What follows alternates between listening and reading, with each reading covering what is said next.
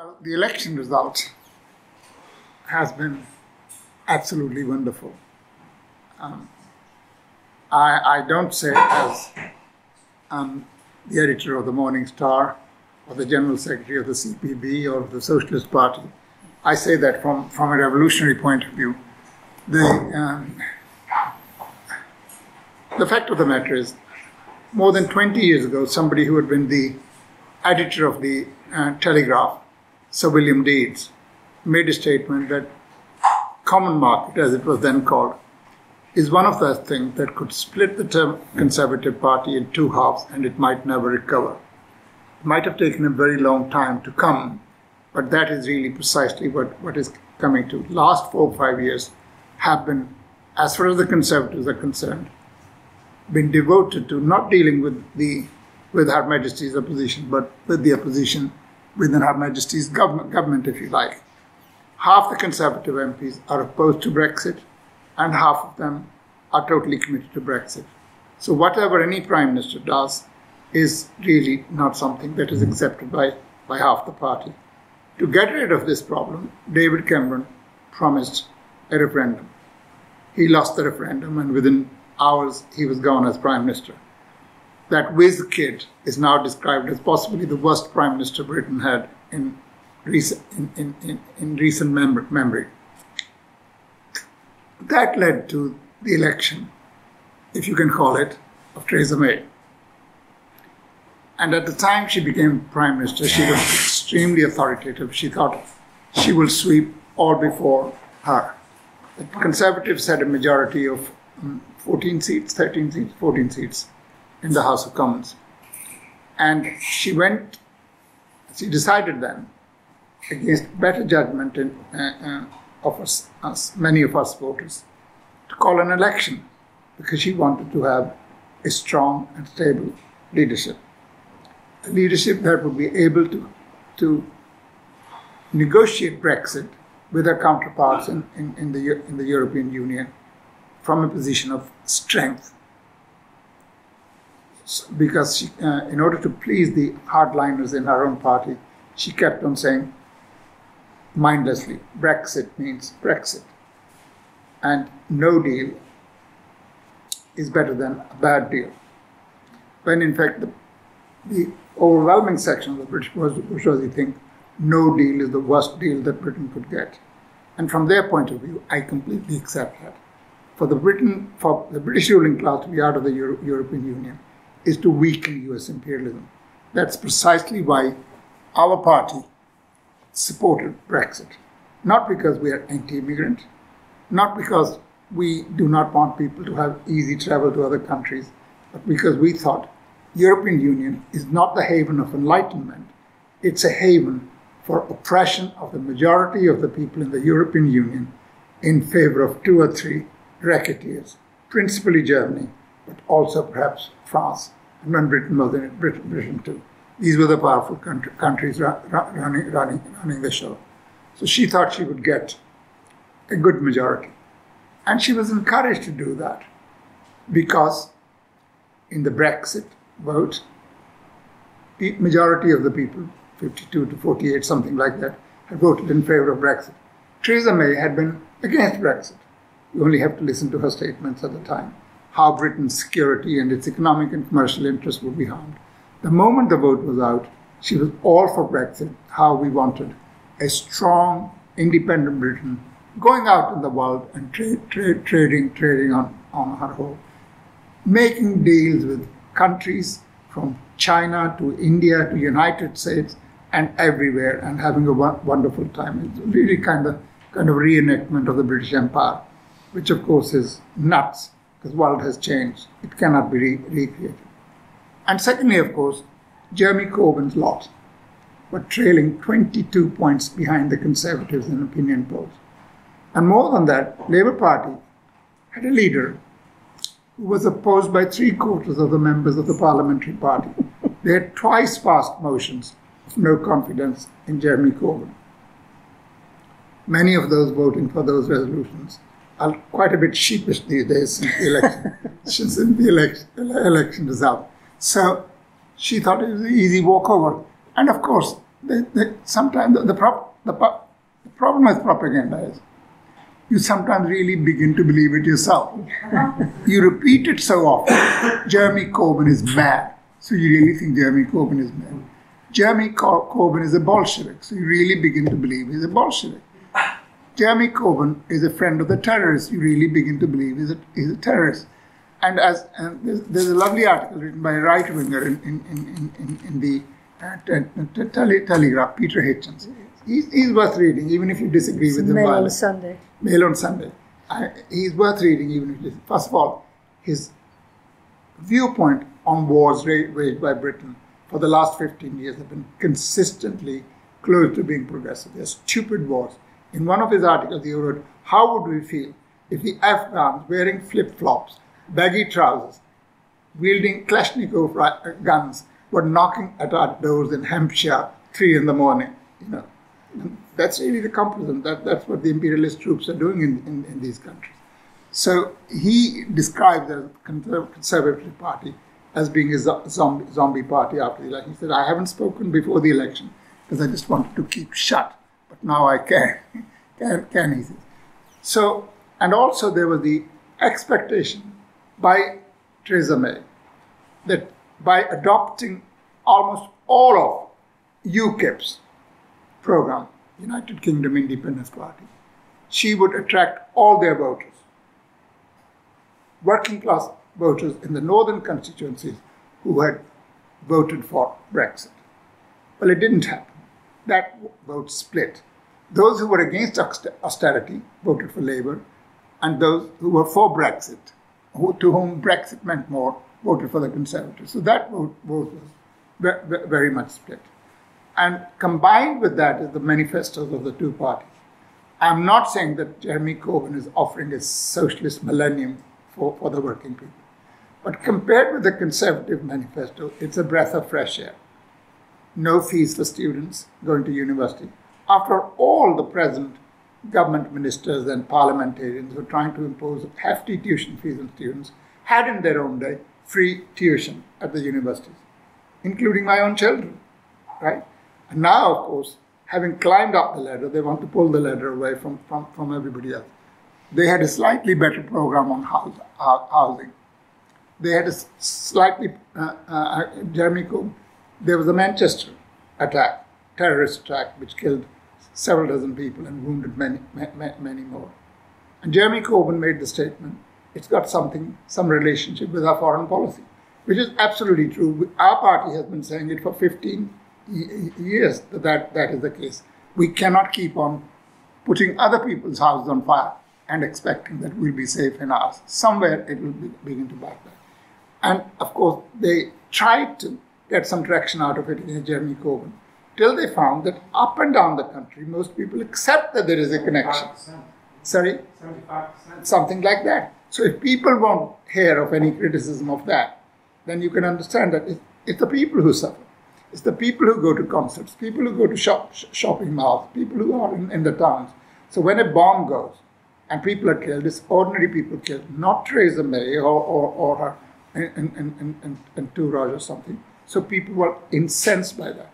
And of course, combined with that correct statement, Jeremy Corbyn then also brought in the right-wing perspective.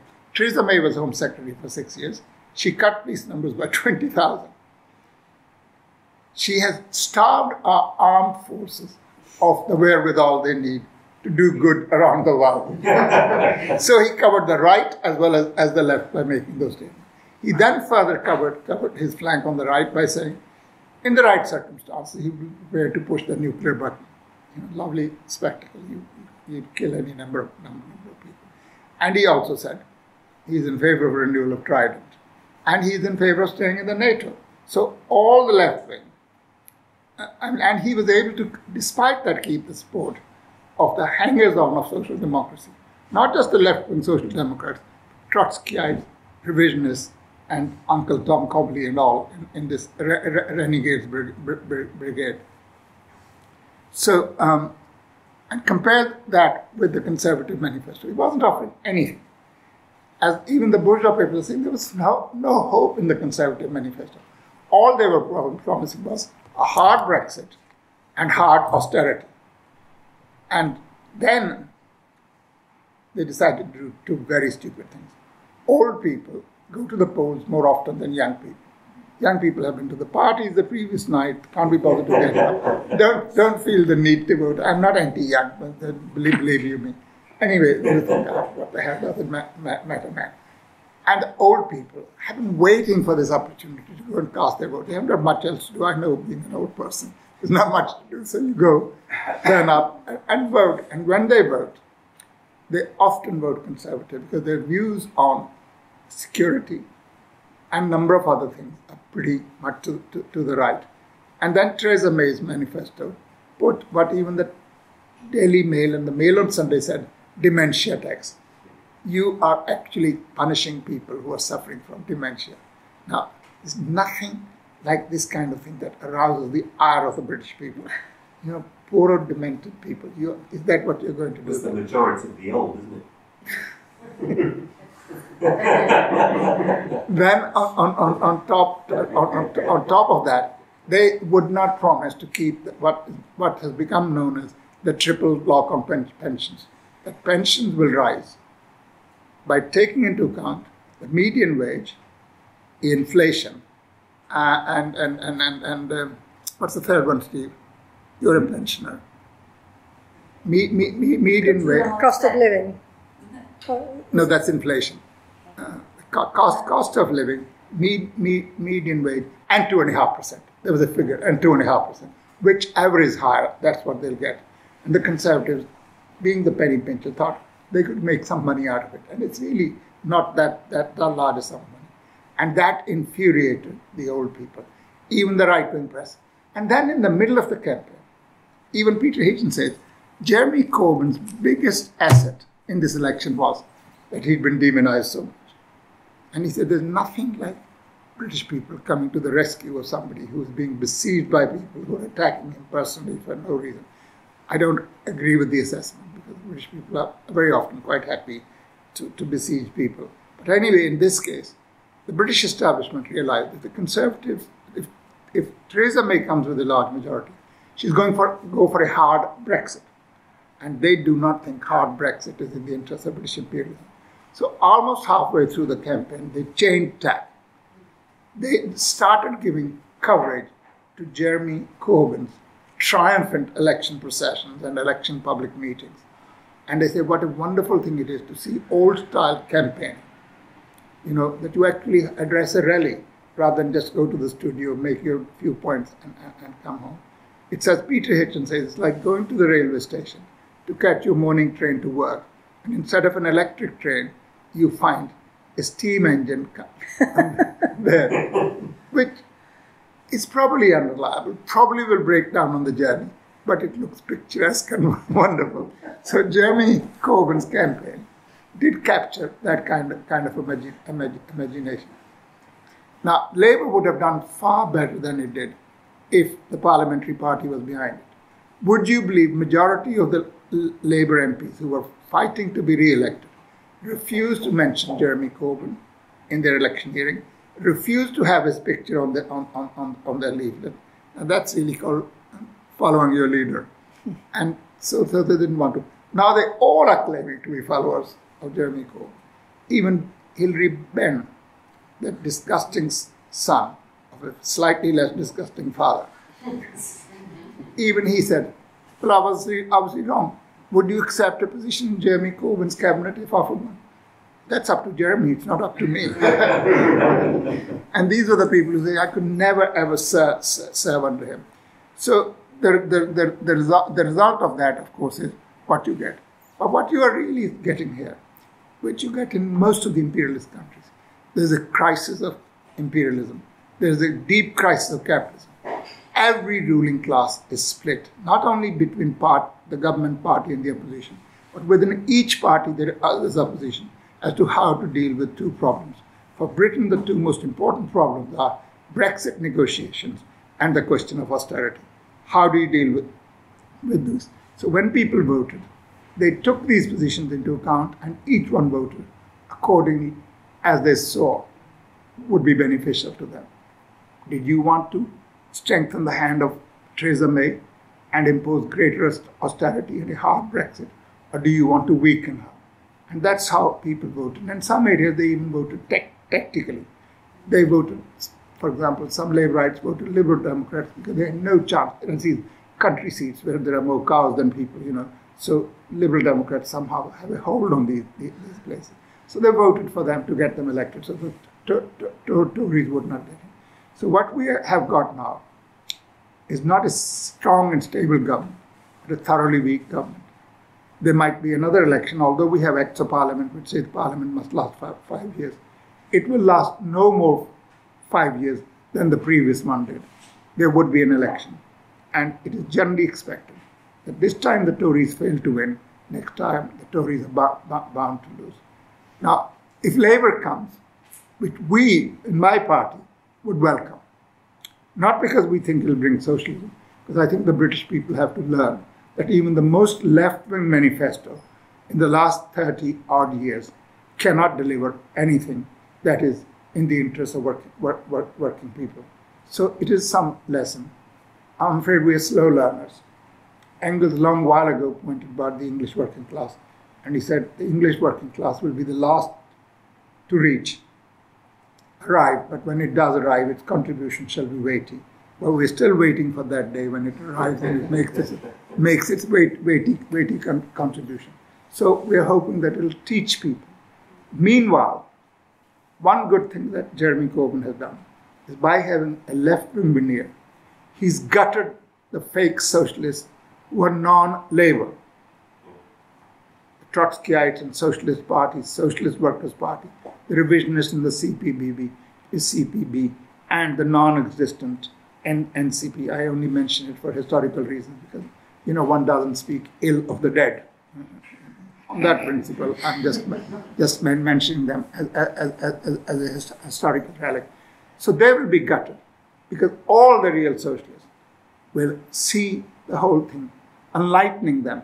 And it is my hope and endeavor of my party comrades that we will attract these people and build a properly revolutionary party to guide the British people through the very difficult times that are coming ahead. Times of wars, times of economic crisis, times of hardship, homelessness, rising unemployment, bad education, and all those things, that we would be able to bring some sense to the working class movement. This is our hope, and this is really basically the take on the election that we're